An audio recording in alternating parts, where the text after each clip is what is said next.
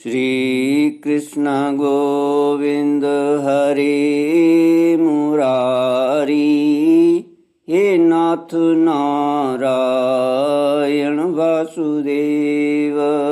श्री कृष्ण गोविंद हरे मुरारी, हे नाथ नारायण वासुदेव।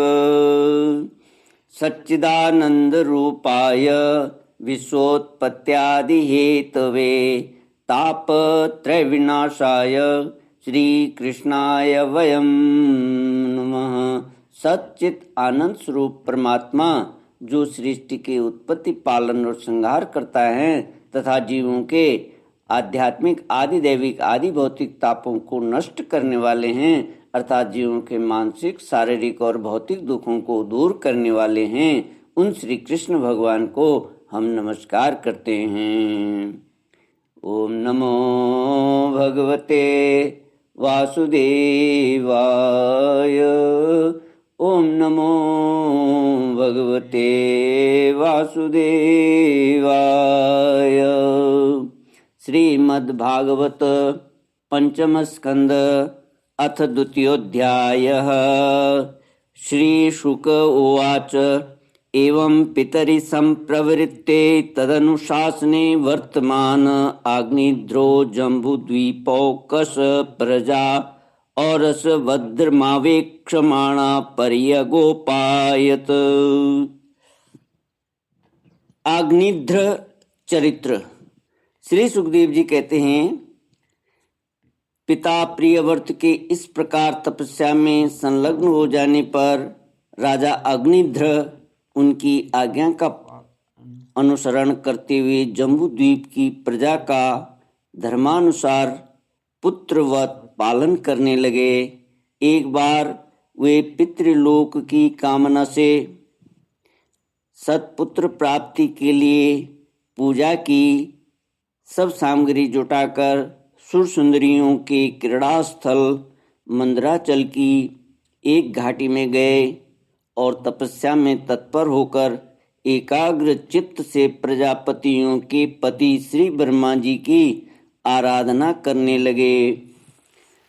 आदिदेव भगवान ब्रह्मा जी ने उनकी अभिलाषा जान ली, अतः अपनी सभा की गायिका पूर्वचित्ती नाम की अप्सरा को उनके पास भेज दिया। अग्निध्र जी के आश्रम के पास एक अति रमणीय उपवन था।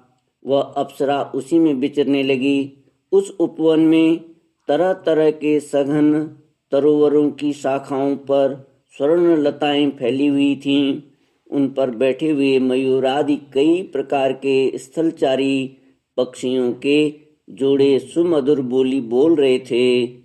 उनकी षड्जाति स्वरयुक्त ध्वनि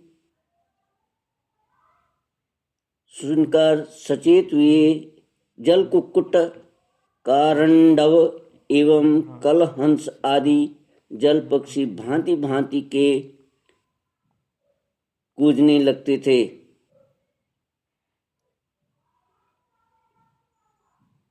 इससे वहां के कमल वन से सुशोभित निर्मल सरोवर गूंजने लगते थे।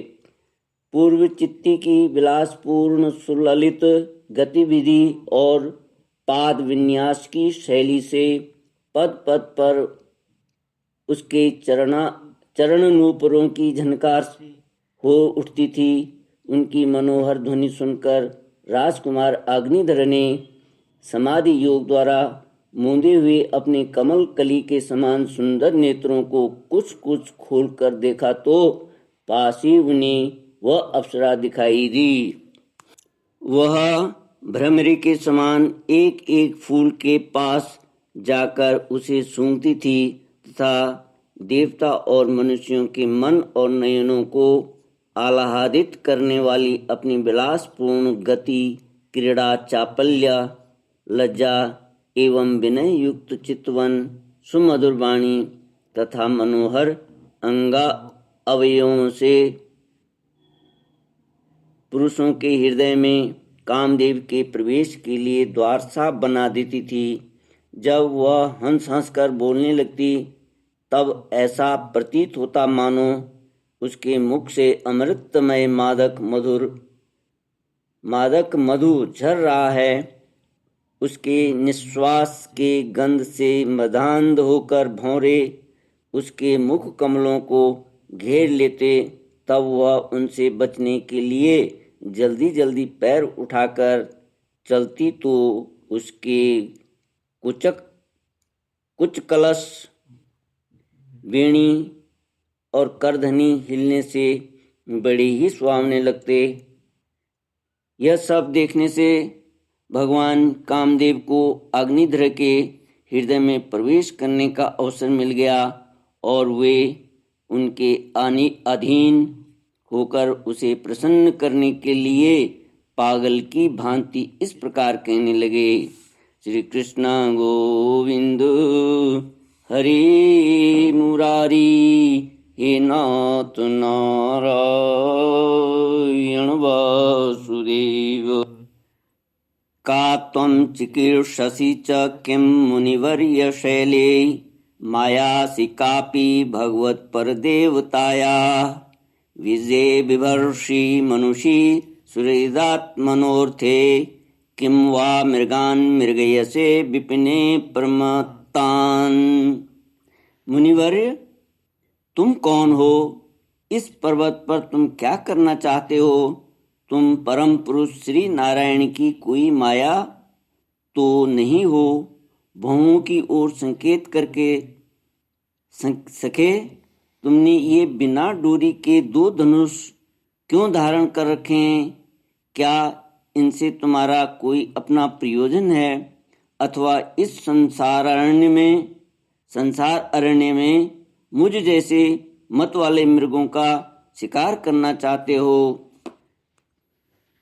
कटाक्षों को लक्ष्य करके कहते हैं, तुम्हारे ये 2 बाण तो बड़े सुंदर और पैने हैं। अहो, इनके कमल दल के पंख हैं, देखने में बड़े शांत हैं और हैं भी पंखहीन। बाण का पिछला हिस्सा पंखहीन, नहीं तो बाण के पिछले में पंख होते हैं। यहाँ वन में विचरते हुए तुम इन्हें किस पर छोड़ना चाहते हो? यहाँ तुम्हारा कोई सामना करने वाला नहीं दिखाई देता। तुम्हारा यह पराक्रम हम जैसे जड़ बुद्धियों के लिए कल्याणकारी हो। भौरों की ओर देखकर कहते हैं, भगवान, तुम्हारे चारों ओर जो ये शिष्यगण अध्ययन कर रहे हैं वे तो निरंतर रहस्य युक्त सामगान करते हुए मानो भगवान की स्तुति कर रहे हैं और ऋषिगण जैसे वेद की शाखाओं का अनुसरण करते हैं उसी प्रकार ये सब तुम्हारी चोटी से झड़े हुए पुष्पों का सेवन कर रहे हैं। ब्रह्मन, तुम्हारे चरण रूप पिंजड़ों में जो तीतर बंद हैं उनका शब्द तो सुनाई देता है परंतु रूप देखने में नहीं आता। पीली साड़ी में अंग की कांति की उत्प्रेक्षा कर तुम्हारे नितंबों पर यह कदम कुसुमों की सी आभा कहाँ से आ गई? इनके ऊपर तो अंगारों का मंडल सा भी दिखाई देता है, किंतु तुम्हारा वल्कल वस्त्र कहाँ है? द्विजवर, तुम्हारे इन दोनों सुंदर सींगों में क्या भरा हुआ है? अवश्य ही इनमें बड़े अमूल्य रत्न भरे हैं। इसी से तो तुम्हारा मध्य भाग इतना कृष्ण होने पर भी तुम इनका बोझ ढो रहे हो। यहाँ जाकर तो मेरी दृष्टि भी मानो अटक गई है और सुभग इन सींगों पर तुमने यह लाल लाल लेप सा क्या लगा रखा है? इसकी गंध से तो मेरा सारा आश्रम महक उठा है। मित्रवर, मुझे तो तुम अपना देश दिखा दो, जहाँ के निवासी अपने वक्ष स्थल पर ऐसे अद्भुत अवयव धारण करते हैं जिन्होंने हमारे जैसे प्राणियों के चित्तों को क्षुब्ध कर दिया है, तथा मुख में विचित्र हाव भाव, सरस भाषण और अधरामृत जैसी अनूठी वस्तुएं रखते हैं। श्री कृष्ण गोविंद हरि मुरारी, हे नाथ नारायण वासुदेव। प्रियवर, तुम्हारा भोजन क्या है जिसके खाने से तुम्हारे मुख से हवन सामग्री की सी सुगंध फैल रही है? मालूम होता है तुम कोई विष्णु भगवान की कला ही हो, इसीलिए तुम्हारे कानों में कभी पलक न मारने वाले मकर के आकार के 2 कुंडल हैं। तुम्हारा मुख एक सुंदर सरोवर के समान है, उसमें तुम्हारे चंचल नेत्र भय से कांपती हुई 2 मछलियों के समान, दंत पंक्ति हंसों के समान और घुंघराली अलकावली भौरों के समान शोभायमान है। तुम जब अपने कर कमलों से थपकी मारकर इस गेंद को उछालते हो, तब यह दिशा विदिशाओं में जाती हुई मेरे नेत्रों को तो चंचल कर ही देती हैं, साथ साथ मेरे मन में भी खलबली पैदा कर देती है। तुम्हारा बांका जटाजूट खुल गया है, तुम इसे संभालते नहीं। अरे, यह धूर्त वायु कैसा दुष्ट है जो बार बार तुम्हारे नीवी वस्त्र को उड़ा देता है। तपोधन तपस्वियों के तप को भ्रष्ट करने वाला यह अनूप रूप तुमने किस तप के प्रभाव से पाया है? मित्र, आओ कुछ दिन मेरे साथ रहकर तपस्या करो, अथवा कहीं विश्व विस्तार की इच्छा से ब्रह्मा जी ने ही तो मुझ पर कृपा नहीं की है। सचमुच तुम ब्रह्मा जी की ही प्यारी देन हो। अब मैं तुम्हें नहीं छोड़ सकता। तुम में तो मेरे मन और नयन ऐसे उलझ गए हैं कि अन्यत्र जाना ही नहीं चाहते। सुंदर सिंगों वाली, तुम्हारा जहाँ मन हो मुझे भी वहीं ले चलो। मैं तो तुम्हारा अनुचर हूँ और तुम्हारी ये मंगलमयी सखियाँ भी हमारे ही साथ रहें। श्री कृष्ण गोविंद हरि मुरारी, हे नाथ नारायण वासुदेव। श्री सुखदेव जी कहते हैं, राजन, अग्निध्र देवताओं के समान बुद्धिमान और स्त्रियों को प्रसन्न करने में बड़े कुशल थे। उन्होंने इसी प्रकार की रति चातुर्यमयी मीठी मीठी बातों से उस अप्सरा को प्रसन्न कर लिया। वीर समाज में अग्रगण्य अग्निधर की बुद्धि, शील, रूप, अवस्था, लक्ष्मी और उदारता से आकर्षित होकर वह उन जम्बू द्वीपाधिपति के साथ कई हजार वर्षों तक पृथ्वी और स्वर्ग के भोग भोगती रही। तदनंतर नृपवर अग्निधर ने उसके गर्भ से नाभि, किमपुरुष, हरिवर्ष, इलावृत, रम्यक, हिरण्मय, कुरु, भद्राश्व और केतुमाल नाम के 9 पुत्र उत्पन्न किए।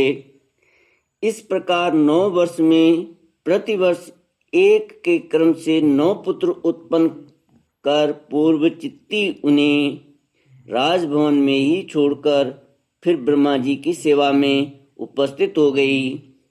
ये अग्निधर के पुत्र माता के अनुग्रह से स्वभाव से ही सुडौल और सबल शरीर दिखते थे, सबल शरीर वाले थे। अग्निधर ने जम्बू द्वीप के विभाग करके उन्हीं के समान नाम वाले 9 वर्ष भूखंड बनाए और उन्हें एक एक पुत्र को सौंप दिया। तब वे सब अपने अपने वर्ष का राज्य भोगने लगे। महाराज अग्निध्र दिन दिन भोगों को भोगते रहने पर भी उनसे अतृप्त ही रहे। वे उस अप्सरा को ही परम पुरुषार्थ समझते थे, इसलिए उन्होंने वैदिक कर्मों के द्वारा उसी लोक को प्राप्त किया जहाँ पितृगण अपने सुकृतों के अनुसार तरह तरह के भोगों में मस्त रहते हैं। पिता के परलोक सिधारने पर नाभि आदि 9 भाइयों ने मेरु देवी, प्रतिरूपा, उग्रदंष्ट्री, लता, रम्या, श्यामा, नारी, भद्रा और देववीति नाम की 9 कन्याओं से विवाह किया। श्री कृष्ण गोविंद हरि मुरारी, हे नाथ नारायण वासुदेव। इति श्रीमद्भागवते महापुराणे पारमहंस्यां संहितायां पंचमस्कन्धे अग्निध्रवर्णनं नाम द्वितीयोऽध्यायः। ॐ पूर्णमदः पूर्णमिदं पूर्णात् पूर्णमुदच्यते पूर्णस्य पूर्णमादाय पूर्णमेवावशिष्यते। ॐ शान्ति शान्ति शान्तिः। हरि ओम श्री गुरुभ्यो नमः। हरि ओम।